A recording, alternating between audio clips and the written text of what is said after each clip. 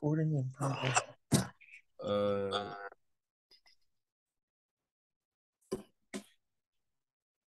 Hey, Jarrell, you ain't going to no games or nothing like that? High school, college, what? I went to Nate and I went to a Tarleton TCU game yesterday. How was that? TCU got us. Friday I might go to a high school game.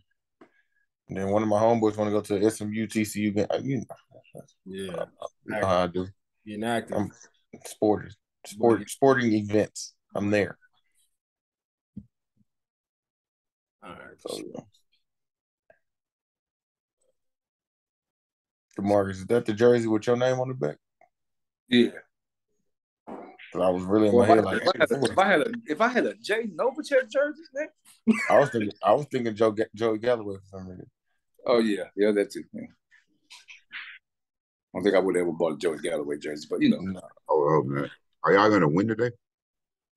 Hey man, we gotta get to a podcast. We ain't got time for that. We ain't got time for that right now. I was just asking. America wants to know. The world wants to know. America will be watching. It's America's team, so.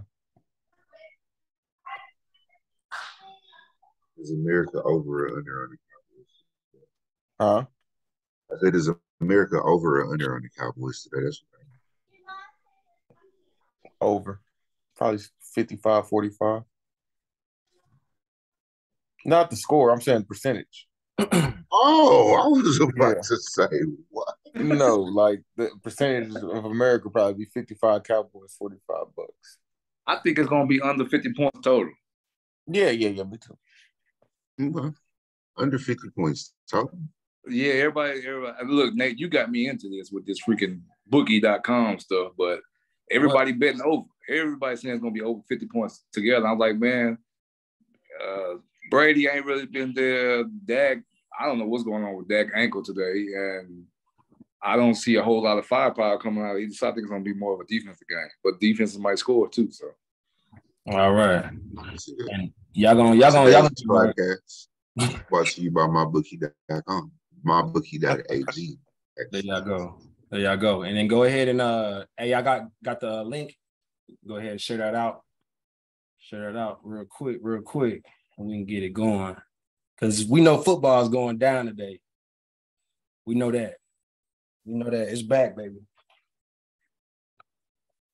Y'all know y'all. Hold on, let me find a good page.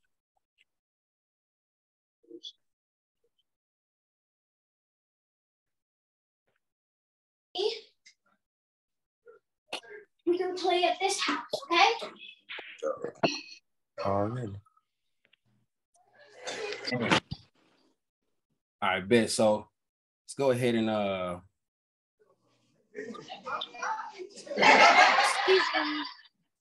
So this is the mission statement. We're the number one mentorship for mindset development, career ascension education, and leadership cultivation. Our DNA is we are authentic, positive. We respect all sex, race, religion, political views, and preference because we for all people. And then we like to have a good time, man. Like to have a good sense of humor. You know, some of our teams are winning and losing, and you know, we need to be lighthearted in today's age, y'all. The season just got popping off. People gonna be real mad. You know, some people are gonna be super excited, you know, for reasons why we don't really understand. No real targets, nothing like that. We just talking, you know what I'm saying? But welcome back to the Be Like Podcast. It's your boy K Sloan here with the homies. Hey John. Hey Jiggity. We got the brain. What? Nate G. Nate G in the crib, and then you got the wise, the wild, the wisdom, Mr. Lick and Go. It's my light and good. Great, man. Okay. Still moisturized today. You kind of shiny. That boy do look moisturized. That hair is definitely doing. Got a good glow to you today. Yeah. Okay. The boy drinking his water. What's going on, fellas? What's good with you? How we living? Man, good. Got to see a lot of the family yesterday. You know, took a good old trip out to Fort Worth. So. Yeah. Shout out to TCU for giving a nice deposit to the Tarleton Athletic Program. That's exactly what that is. That's exactly what that is. That's exactly what that. And I wish people understood that. Like, it's a great opportunity for a small school to play at TCU because you get to play up and you get to feel that energy of being in the arena of a TCU as a Tarleton. You know what I'm saying? Like, it's different. The air is different up there. Makes you play a little harder. Them loose balls, you go dive on the ground for it. You know what I'm saying? You're going to pull that shot you normally wouldn't pull. Because you know you playing against TCU, you beat TCU, you're going to be walking around with your chest a little more poked out, your head a little higher, you know what I'm saying? They played them tough. It's just the difference between level. But they played well. And DeMarcus, is your chain stuck to your beard? Okay. I like your chain moving every time your head move. I say, hold on. Man, let's kind of get into it, man. So I kind of want to go into your topic real quick first, though, Jay Jones. I feel like we can double back to ours, but that complaining part, you want to break that down for everybody real quick because I was reading earlier and I was listening. Actually, it was a pastor speaking, Pastor Ray, and he was basically saying a lot of people complaining, but they're in the wrong address. They're in the wrong spot. Like, they need to move their environment before they, complain. They always complaining, saying they can't do nothing. Their life is spiraling down, but they're just in the wrong environment. So he said, stop complaining when you're in the wrong address. Try to find that right spot for you. Try to find where you need to be to fulfill your mission, fulfill what God has for you. So instead of complaining, man, try to move around. Or if you with the wrong people, try to get with the right people, So that's what he was saying. I liked it. That's true. That's true. I would say, don't tell people don't complain, though. Like, use your complaining as that fuel, right? Because sometimes you need that like light bulb to go off, right? If it makes you complain, go fix it, go change it. So still do what the pastor is saying. Like, go take the steps to be where you need to be, do what you need to do. But if something is making you complain, that is your awareness kicking in, right? You can't just ignore those things and put it off as just somebody complaining. You need that, but you have to consciously be aware of what's making you complain and address those issues. That's how you actually see yourself into a better situation. Absolutely. I like that. Because it goes into like showing that when you complain, it means it's like a alarm system, like you said, a notification that something needs to change. It's like that's your notification system. If you got to say out your mouth, then I really need to go and fix that real quick so you don't turn your problem mindset into, a continual thing. You got to make it a solution. Like, everything has a solution. Some type of solution, at least for maybe a day or a couple of days. So until you get to that part where it's like a lifetime solution, you know what I'm saying? But you got to know that you can take practical steps in fixing the things you complain about. And I know, like, for me, like, I'm not gonna lie, bro. Like, a lot of people I network with, sometimes I get that complaining spirit from them, and I be like, bro, like, you don't understand that all it takes is one situation to change. Like you said, the address, like one, boss to leave and come in, or like, one coworker that really is like an amazing helper, or somebody that really helps you become a better, whatever you are in your professional career. That could change your life, bro. Like, it's like that. There's like little subtle things that can happen if you just doing what you're supposed to do that'll change your life forever, bro. You just got to stay consistent. Like, you got to stay down and root yourself in principle. Like, that's where complainers don't really do that. I feel like complainers are really just focused. And I'm not saying like it's bad that you complain, like, but you have to not be a constant, consistent complainer. Like, it's like, you say something, then go work on fixing it then. Like, what we gonna do about it? How we gonna make this better? That's what I want to know if I'm talking to you. Because we can talk, it feels good to get it out, but what we gonna do? Yeah. That's how I feel. I feel the exact same way. I feel like when we complain, yeah, it's good to get it out. But if you keep complaining, it's like to keep attacking the syndrome instead of attacking the problem. When you attack the problem, you can get the problem out the way and move to the next thing. When you attack the syndrome, the problem's still there. I mean, you're going to feel good for a second. When you talk and you get it out, you're going to feel good for a second, but the problem is still there. So I agree with Kerry, what you just said, man. Like, complaining does feel good to a point, but I'm that person. Everybody knows me. I'm that person. Okay. What we going to do about it? What you going to do about it? Oh, what are you telling me for? Because If you telling me your problem, whether you my kids, my wife, my friend, my coworker, I'm already thinking about a solution. Why are you telling me the problem? I'm already thinking about a solution. And some people are like, well, I didn't want a solution. I didn't want you to solve it.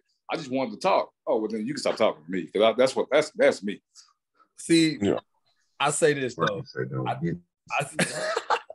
I agree. I felt that way, but I will say this, DeMarcus. This is where I'm kind of getting to because I'm with you on this. But now I have to make the solution in my head and just let them talk it out. Because sometimes I think if you let them keep talking, they'll get to the right answer. You know what I'm saying? Like, so I try not to bring it forefront. Sometimes you just gotta let them try. So I just be not everybody, but some people you gotta lead them. You gotta kind of, you know how you kind of lead people to a goal and let them feel like they found the goal themselves. I learned that. Like sometimes you just kind of, I might say something abstract, and they're like, well, I could really do this and get there more fast. And I just be like, oh, that's nice. But the whole time, that's what I was trying to get you to. Reverse psychology on that, but yeah, I feel you. Like a lot of times people, okay, let me say this the right way. Family Friendly Podcast. Let me say this the right way. Please do, sir. Please do. We appreciate that. A lot of people are not on the same level as others. And sometimes they need those little bit of those motivators, like what DeMarcus just said. Like you need to hear people like kind of guide them, and that's why complaining is good. Like that's why we have to be there to listen to people too. It's not to, I wouldn't say hold their hand and like give them the answer, but sometimes you do have to really like, hey, it's here, bro. But once they get it, they can kind of grow with that and move on. Like that's an important thing in life. Well, yeah, that's for sure. And I think, motivating people is always like, you never really know what people really need. I feel like that's why you got to kind of stay as hands off as possible. You know what I'm saying? Sometimes when it comes to like just the information you give somebody and guiding them, like you just don't want to like ever have them be like, oh, it's your fault that this went this way. That's why something I learned. Like sometimes when I give out solutions, people blame me for not going out the way, they want it. And I'm like, yo, like you still make your own decisions at the end of the day. Like I want you to feel like if you somebody I love, you make your own decision. I support you. It's around. You know what I'm saying? You want to bounce it off me, I'm somebody to bounce it off. And then, you can use it, not use it. I love you. Like I'm still gonna give you that good energy that's based on how I would handle it. You can handle it how you want. Like, you know what I'm saying? Like that's the key. I'm quick to tell somebody this is what I would do. It is not what I'm telling you to do. Straight up. It's the suggestion. Yeah. So you weren't looking for an answer, don't come talk to me. Yeah. No. Look at his face. He for real. That boy for the real. thing is, a lot of people, like DeMarcus saying, they be driving to their job every day complaining about going to work, and they on like their 5th year anniversary. It's like, dude, I mean, or they be on their 25th year anniversary. Yeah, or however long it's been. But it's like y'all saying, what's the solution? Go apply for some other jobs. If you have a degree in this, or if you don't have a degree, find something you like. Find something you want to do. Find a solution, because that's miserable. Driving to work every day, like I hate this place, I hate these people. That's going to eventually kill you. That's stressful. So and that's also find a job. What'd you say? I could be real quick in mind. There's also the mindset that for people who've been following the podcast or not. Gerald taught us this a few podcasts back, well, actually a long time ago. Is instead of complaining about going to work, say I get to go to work. I get to make this money. It's also the mindset that you put onto that negative concept that whatever you're putting it towards, like also turn it into a positive concept. Right. It's a lot of people out here struggling. So yeah, you do have a job.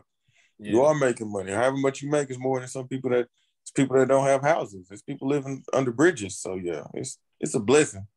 But if you're to the point where you need to move around or you want to find a new job, make a goal to apply for 5 jobs a day. Do something like that. Something. So solution based. Yeah, and it's easier to be solution-based when you're grateful. You know what I'm saying? Gratitude is big. Like when you grateful for the little things at your job, if it's something you rock with, like when you say I get to, that language starts to make you more grateful, more appreciative. And a more grateful, appreciative person is more productive. Like that's just facts. Like they just see time as more valuable at that place. Some people don't value their time where they have to be, whether that be work or whatever, and then they're miserable, and it comes off of them when they work with the people they work with, when they create the products they create. It's like you making yourself less than, because you hate where you at, you hate your spot, and your mouth says it all the time. Like go find an answer, like go see yourself as an executor, even if it doesn't look like a lot of results are coming. Like just keep stepping. Like, but money being a motivator though, we talked about that a little bit before. But what do y'all think on that? Like, is money truly a motivator? Is it really effective in producing, better people, better workers, better athletes, better paint artists, you know what I'm saying? Whoever getting the bread, like, are they more productive? Is it a motivator? Yes. Absolutely yes. The response, the yes. Bro, because that's never gonna change for me, because money is the ultimate tool, right? Like, sure, people can try to be all philosophical or whatever, say, oh, money isn't my motivation, but it's freedom, it's the financial, like, bro, it's money. At the end of the day, it takes money to have whatever it is that you want. Like, that's just the reality of life. So yes, money is the motivator. When you do performance-based things, money should motivate you to go harder. If you're in the sales field, if you're an athlete, like you said, if you're an artist, that one is probably a little bit more subjective, because it'd be some art that sells for millions of dollars that I'm like $5. Well, I don't know. That's what I would pay for it, but that's not my call to make. So, art is, beauty is in the eye of the beholder. So art different, but even at the same time, sure, if you get into a way where this kind of art sells, yeah, you trying to be best in that field because it's gonna make a lot of money. If you're in the NFT space right now, you trying to make the dopest NFT out there because you can make some money, right? What y'all think? I think money helps motivate people, but I think you have to love what you're doing too. I think the love, like you said, the athletes, because they work so hard to get there. Now, that second contract, money's definitely, you see it. Even Lamar Jackson right now, he's holding out because they're not paying him what he thinks he should be paid. Right. So technically, it's driving behavior. Yeah. So I feel like I'm worth this. You're gonna pay me this. So money, I don't know. I can say it motivates him, but he ain't gonna. He say I'd rather. He's betting on himself. He said, like, all right, I'll play on this, but y'all eventually gonna have to pay me what I'm worth. What'd you say, DeMarcus? I think it's different because he's setting a value. He's saying that he feel like he's valued this much. He's setting a value, and it's also still based on the money, though, right? Well, when I get what you're saying, but when your employer is getting so much money off you, like your value, it's like, okay, well, you're gonna pay for this, setting a value. Yeah, I get at the end of the day, it does seem like it's all motivated by money, but hey, I play this game, I do this, I know what my value is worth. So it's the bargaining chip, it's the barter system, it's whatever. I'll give you this, so I deserve this. I agree. I think that's the value thing. I think that's why the money does move. It's like almost like you robbing me if I give you this and you don't give me my value for it. Like, it ain't really that I'm even motivated, but to me, I think it's not even really as much like, oh, I'm driven by it. It's almost like you're supposed to pay me this much. Like, exactly. You're supposed to pay me when I show up and I do this work that I do. I'm supposed to get 900,000, or I'm supposed to get 1.5 million because I look across the way at my peer and they're not producing more than me. So you're supposed to pay me more than my peer. Or if I think I'm better than my peer or whatever, or at least if I'm in the middle of the pack, I get paid about what they get paid. Like, I should be, yeah. Like, think about it. Go ahead. Think about it. I mean, you take people out of it. Let's take houses. That's how they do with houses. They set the value of a house of what's it's compared to. And ain't the house is asking for more money. It's the house saying, I have this, that, and the third. I come with these accommodations. I'm in this neighborhood. I'm wherever. So the value of this house is this. And then when I'm around and my houses start getting developed in that neighborhood, then it goes up. So the value appreciates. And I feel like that's people as well. Like, your value appreciates who you hang with, what you consume, like all that. So I feel like it's like same way. Like, yeah, it's definitely like that for sure. I like that. Yeah, I can see that. Because I'm about to say money, because even with my job, I did, like y'all said, I knew my worth and I asked for a raise. Yeah. But I still like what I'm doing. I love what I'm doing. But I can see how I've seen how we gave people, we giving people some raises and it motivated them to do better. I guess it made them feel better. Let's go with that. I don't know if the money motivated them to do better, but it made them feel like we valued them, like y'all are saying. Yeah. So it's because like I told by an old cat that told me that this, I wish I could remember his name right now, but he was like, think about it. You get paid every 2 weeks. You work 13 days, you get a check one time. You know, like you only get that one time. Yes, money, like Nate said, to go back when Nate said, money is, if you really think about it, money is the ultimate tool.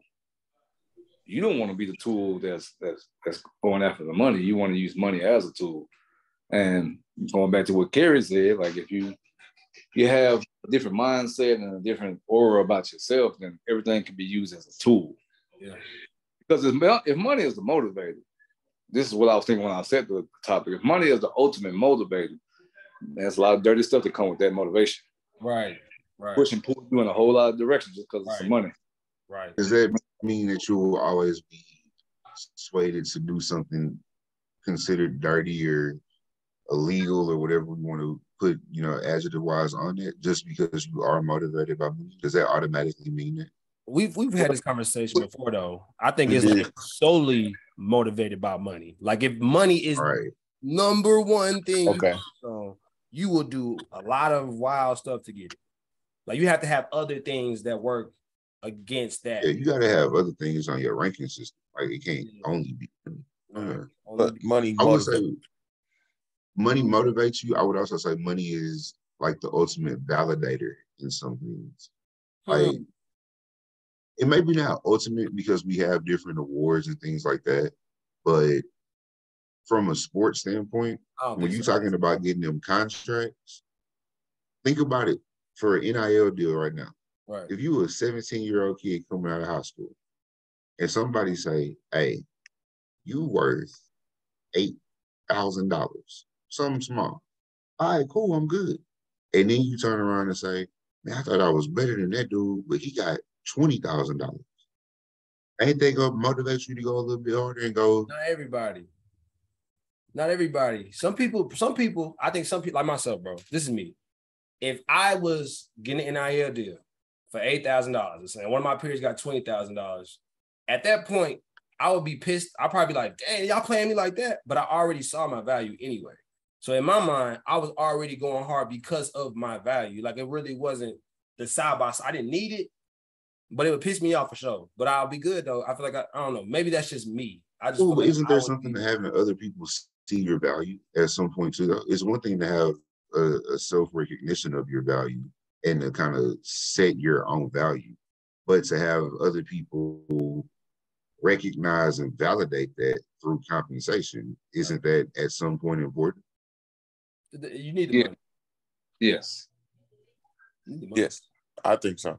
Because like I just said, I literally, like you said, numbers don't lie. I feel like my team that I run was the best team in the company.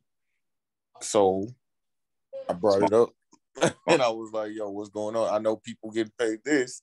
I'm getting paid this. What's up? You know? It gotta happen. That's business is the activity of life, bro. This is life. We live in a capitalistic society, bro. With money got to exchange hands. Like it's got to. Like I need my bag. You got to get my bag. I'll give you a service. I give you a good. I'm expecting return. Period. Like it's just that's you know what I'm saying. Like, but it ain't got to be the I don't feel like it really motivate. I just feel like it send you in a direction. Just if you strong will, I'll say that. I'll make that correction. If you strong-willed, I believe it'll send you in a direction. It may be something that it'll tug you a little bit, but you already on that path. Like I believe that we already gonna be able to serve 1 million kids right now with somebody giving us $1 million right now. I believe that we get that type of content out, and we were the type of men that would build something to do that. I believe that already. Like I don't need to actually get it to think that I already believe it. Right. You're already motivated. You're motivated by the goal, and you motivated by goals. You motivated by what we can do. The money, you're not worried about the money. You knowing what we can do and how we gonna do it. The goal's within us. The goal is within us. Like if we show you the goal, if each one of us as individuals in this world pulls out the goal within themselves, the gift, whatever that is, and show it to somebody, they will want to give them money for it. Like exchange it. Like it's like, dog, like I really want that. Like we really have gifts like that, but you gotta like believe in yourself and be able to show it on a consistent basis. And then the money will start to come more consistently for you. You know what I'm saying? And I don't know, maybe that's just how I see it, because like, y'all ever read The Alchemist? Yes. Bro, that's what it makes me. I think Gerald still has the book. Did he give it back? I knew you was gonna say that. Did he give my book back? Nah, but real talk, that's kind of what I think about with that. But I mean, even moving on. So we talked a little bit about playing up. You know what I'm saying? Playing up with the situation with UT and Bama. You know, I spoke to you guys, and I mean, I guess y'all could kind of speak on how y'all feel like UT playing up is similar to like in life when we play up to challenges, right? Like things that in our life, maybe we foresaw that we don't know if we can handle it. We don't know if we're gonna be able to do this. And then we try to do it, and then we have a benchmark now after seeing your performance of, you know, whether or not you could perform on that level. So what's y'all thoughts on that? I want to take a kind of a different turn or a different twist with it because of how you just said it. All right, talk to me. In football, you don't have, well, I guess you still have a choice, but as a team, you still got to go play the team. So you see your fear, you confront your fear, you overcome your fear. You learn from it, whether you quote unquote win or lose. Right. I think that kind of compares to life. I think a lot of us we don't get to see or value or see where our level is because we never take that challenge and confront the level that we can so-called play with. You know, when I was younger and I first started working, I used to work with some millionaires, and I used to be like, man, these guys are millionaires. You know, they probably the smartest people in the world. Like I cannot compete, but I had to work in that environment, and it showed me like, wait a minute. Wait a minute. You know, y'all capitalize on some opportunities. You learn, just like people tell you learn to trade, you may have learned to trade in the financial system or whatever it was. But it doesn't mean that you overall just smarter, better, more logical, more whatever than I am. It taught me being in that space like, oh, okay. Like you just said, I can play at this level. Yeah. I can talk to these people. Yeah. I can move type of people. The money thing, yeah, that's cool, but it doesn't make you better than me in any sense of form because I can walk that same trail you walk. Yeah. I can easily play in that game. Play in that game. It just takes a couple plays. I gotta make a couple plays and I'm good. Like all it takes is for you to give me an opportunity. And then if you don't give me one, I don't need you to give me one. I'll take it. You know what I'm saying? Like I really want it like that. Like my thing is like the preparation. When you prepare yourself for whatever that fear, whatever that challenge is, I feel like it builds that faith within you. I mean, I already have faith in God. You know, God gave me the gifts that I need. Right. But when I prepare myself to whatever challenge it is, I mean, like at my job now, I'm a director, and I have to sit in there, like DeMarcus said, with other. I came from just case manager to team lead so sitting in there with them, some people can feel like, oh, you know, a little scared, like, oh man, I'm in here with all these directors. They're probably making all this money, whatever. But I always felt like I prepared myself for that. So I never sat in there and had any fear because I worked for it. I prepared myself for it. I can sit in any room. I can sit with anybody. Like DeMarcus just said, millionaires, billionaires, I can go chop it up with them too. And I don't know. I don't have any fear because I feel like I'm prepared for all that. I've tried to prepare myself for everything. So I think Texas, like we talked about, they probably practiced the best they ever practiced. They probably knew they're playing the number one team in the nation. They prepared different. Yeah. And I mean, they almost beat Goliath. So almost, it hurt my feelings, but whatever. Almost. That's like really the definition of what we say when we talk about a loss being a learning opportunity, right? Mm-hmm. Because everything y'all just said, that really takes you to the next level. Like the preparation for sure, the preparation and you went out there and you almost won. Now you know if you get that kind of effort for every other game, boom. If for the rest of Texas' schedule, I don't know who all they play, but I would assume if they play that hard to almost beat Bama for the rest of the year, they probably went out. All right. You talk about an almost undefeated season now. and you lost to the best team in the nation because it shows you, okay, cool, we can actually compete at this level. So sometimes it takes that realization. You have to do it to realize it, bro. That's it. Yeah. And to keep it in the football sense, even the athletic world, it's no matter how good your team is, especially like Alabama and Texas. If we see you again, it's not going to be the same game. That's exactly what I was about to say. Alabama beat Georgia last year. Then Georgia got a chance to play them again in the championship. It's not going to be the same game because now I know I can play with you. Yeah. Now, them first couple moments, I'm not being timid. I'm giving you everything I got now because I know I can play with you. Yeah. And I think God put you in situations like that to make, like we all saying, to make you stronger. You realize who you are. It's almost like, man, I didn't even think I was capable of doing that.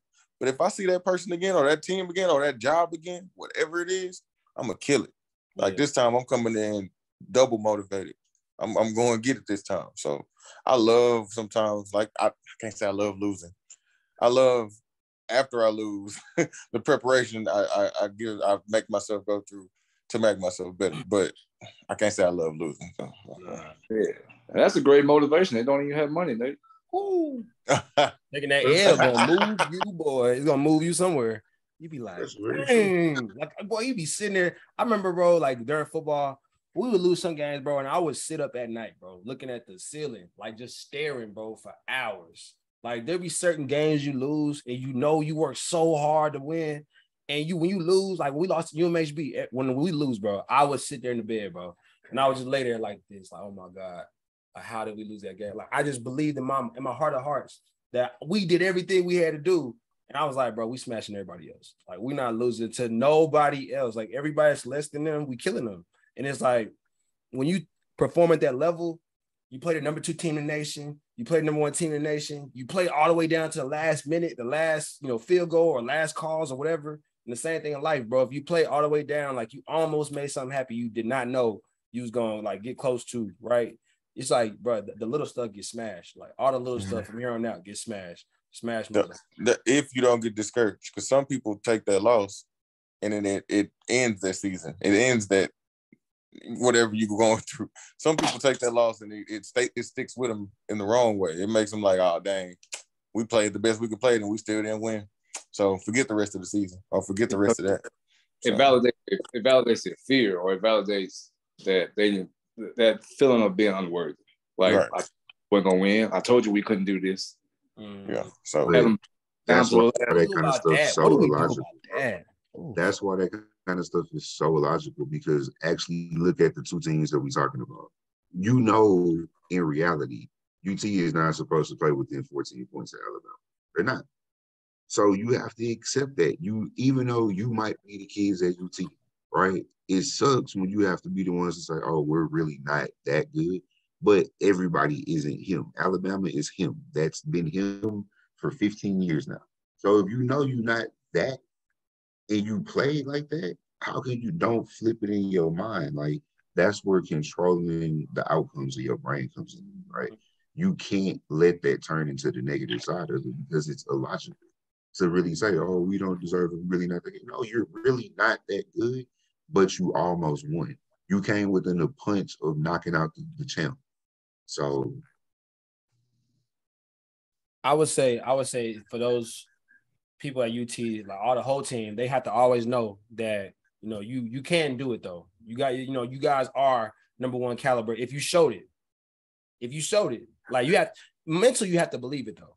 It may not be true, but you have to believe it for the rest of your season. Like that's got to be the number 1 thing y'all hold on to. Like, before every game, you got to think in your head, like, we almost beat number 1. This is number 10. Like, there's no way I'm letting number 10 beat us.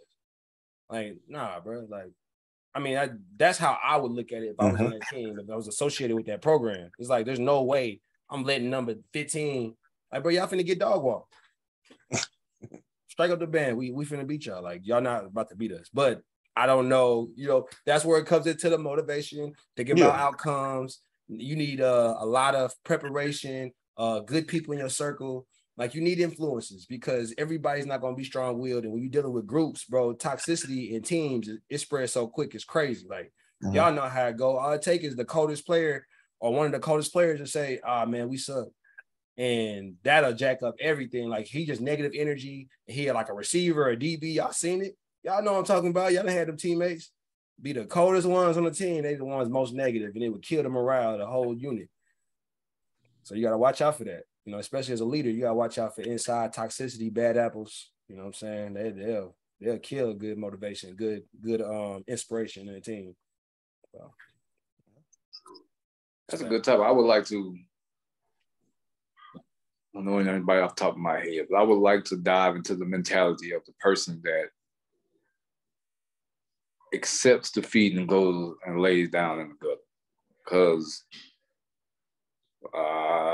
I've never been that way. It seems like we all kind of hold that same integrity. So and not to shame anybody, I like the psychological part of people, and I would like to know why. Like, if you're still living, you still get another chance. And maybe Nate, you can give me some more insight, but like, I would like to know why. Why do you feel that way? If you got that close, how could you just? I understand feeling down, but just completely just throw it all away. Like, okay, none of this is worth it. Probably something about exhaustion from preparation in there, but that would be an interesting conversation to have. Right? False. Yeah. That's all I could actually think of is like you're so exhausted, you truly gave it your all. Like that, I don't know.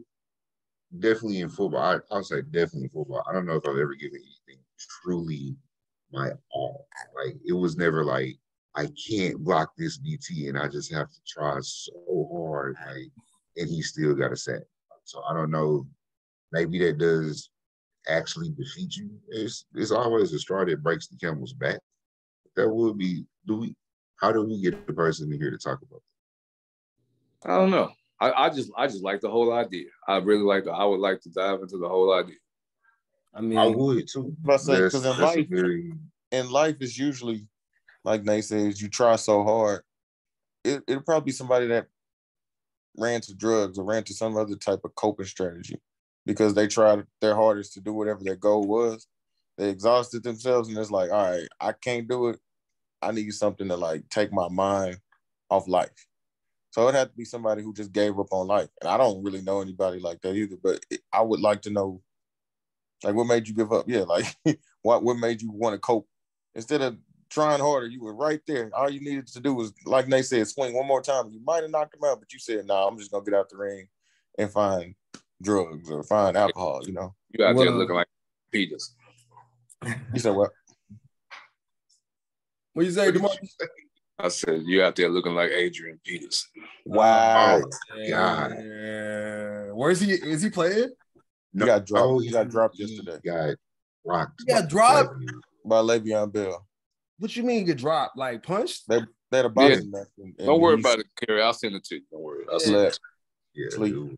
Shoot it to me. Night time. Man, that's my favorite running back of all time. He got slept by Le'Veon. Yeah, he ran it back. He right back to the mat. Yeah. Why they doing that, man? Why they doing my legend like that, man? He did it to himself. He volunteered for this. Oh, that's crazy. But I'm gonna look that up. Anyway, kind of going into that would be interesting. You know, like I want to, because people who give up,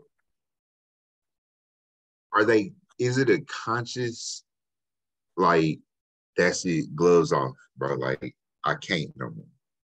Or is it just like, I don't think it is. I think it's slow. It's a slow burn. I think people that give up slowly start, like, they stop going to things on time. They stop caring about certain things. They start hanging out and they start doing self-sabotage. Like they start literally cutting off their success, right? Like they'll like discredit what they do. They'll start to consciously like get in fights, like what they, you know, people they care about when it comes to like them holding them accountable. It's like when you give up, I think it feels good for some people to start creating L's for themselves. You know what I'm saying? I'm gonna say that that's from experience. Like I used to do that to myself. I used to self-sabotage because of a lack of self-worth. Like when you don't really rock with yourself that much anyway, like you'll start to cut yourself down because you like, yeah, you affirm. You find things to affirm what you already believe about yourself. You know what I'm saying? So I think stinking thinking, exactly. Stinking thinking would definitely it'll put an anchor, you'll tie the anchor to yourself and jump in the water. So it's like, I think some of that happens. And when you get too lost in there, you don't have nothing to pull you out. That's when, we see the worst cases. We see the ones that like make us like, man, what's wrong with you? Yeah. But like, because I've been there, I'm like, hey, no, you're not finna, because I didn't been there before. Like, so I'm like, y'all not finna. If I see somebody like that, I don't let that ride, bro. You made me think about some of my clients. They used to say that the pressure of life or their parents, or if they did have a good job and somebody's like, oh, you can do better. The pressure of life just made them like, I don't want that expectation. I want zero expectation. It's like the pressure of life almost made them want to almost kill themselves. So it's like, I don't even want an expectation in my life. I just want to live. So I've heard somebody tell me like they gave up because their parents were just like, you need to get a degree. You need to get this. It's always just putting more pressure on them. It's like, okay, I'm just going to disappear. I don't even want y'all. I don't need y'all. I'm just going to go live on the street and just live because I just want to live. I don't want all this expectation. So compounding goals that you have, I can see that. It's a compound thing. Like I didn't achieve this goal. You're trying to put this goal on me. I'm trying to do this, that. And I haven't even reached step one. And the pool is right there. I can either climb up these stairs or jump in the pool. It's a whole lot easier to jump in the pool than it is to climb the stairs. So I can see that. But isn't that? I'm not doubting that that's what happens. But isn't that why it's important to have options to go and try different things to give yourself more opportunities to find your success? Yeah. But some people who like their whole life, their parents are like, or if their parents are doctors, lawyers, whatever it is, when you grow up, this is what you need to do to succeed. And it's like you get to that point and you get to the bar exam and you fail it. But isn't that when it's important to go and do what's supposed to make you happy? Or at least what you think is going to... People not exposed to that. It's their whole life. They've been told you're a lawyer. You're going to follow the footsteps of your father, your mother. And they failed the bar exam a couple of times. And it's like, all right, I don't even want to I don't want to be a lawyer. I can't pass the test. I'll disappear. Like, I'll just go. Because usually the parents cut them off. I don't want to be a lawyer. Okay, we're going to cut you off. Yeah. They're usually okay with that. It's like, cool. I'll go live somewhere else away from y'all and just disappear because I don't want that pressure. So that's usually how it is. They don't even know how to do anything different because they've been told, made, you're going to follow my footsteps. This is what you're going to do. So I've heard it. My bad, bro. I didn't mean cut you. But I was gonna say, I even take a step back when it comes to college, like how parents think about college sometimes in regards to sending their kid no matter what. Like you even look at it and you're like, man, some children, you see it, they are not students.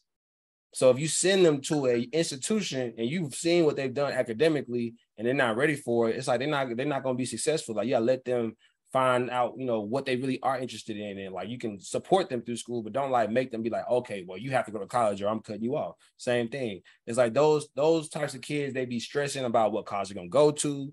They be sitting there. I be sitting there all the time, bro. It's like, they be like depressed, bro, down on themselves. They don't see worth in themselves because they can't take standardized tests. They struggle with reading and writing. They know that their uncle builds and they want to build too. They like, all I want to do is build houses. Like, why I got to be up here, you know what I'm saying, doing this, doing that. And then my parents, saying that I got to go to school and it's like you break them down when you hold expectations over them that they're not really ready to have. Like, I mean, I think that's something that's, important in regards to what we're talking about. People giving up a lot of times expectations, false evidence appearing real. It's fear. Like it's fear of, what's to come. That fear is real, bro. That fear is, I never judge people for the fears they have. I just try to show you the other side. Like, I want to show you that that's not real. If it's not great, if it's not amazing, if you don't unlock that light, y'all feel what I'm saying? It's not real. It's not real. I'm not living with that. I'm not accepting that. That's true, though. Most of the things, the negative stuff that we believe is self-created, is self-inflicted. I don't know. Maybe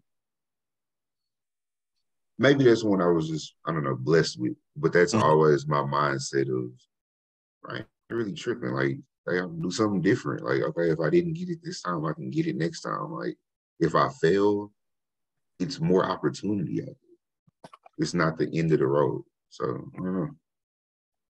That's why we here, man. We here for the mentorship. to be able to give the seeds to whoever needs it out there. Maybe you see yourself as a failure, but we're here to tell y'all that's not real. Don't live with it. You're only a failure if you don't take care of your kids. Bubs. Okay. And where's DeMarcus? Where's Monte? Where Monte at? Man, we gotta tell Monte happy birthday. Monte. Happy birthday. You know, he's probably getting ready for the game now. That's what I'm supposed to do. Tell him show face. Tell him happy birthday. Here. Hey. What's up? Where you at, man? Where you at, baby? That boy got his Cowboys on representing. Happy birthday, man. Happy birthday, bro. Happy birthday, man. Happy birthday, Monte. Thank y'all, happy birthday. Happy birthday. Thank y'all. Yeah, be safe, brother. But let y'all get to the Cowboys game. But man, y'all make sure y'all tap in next Sunday. Make sure y'all like and subscribe as always. And be a light. We out, baby. Get some body on it.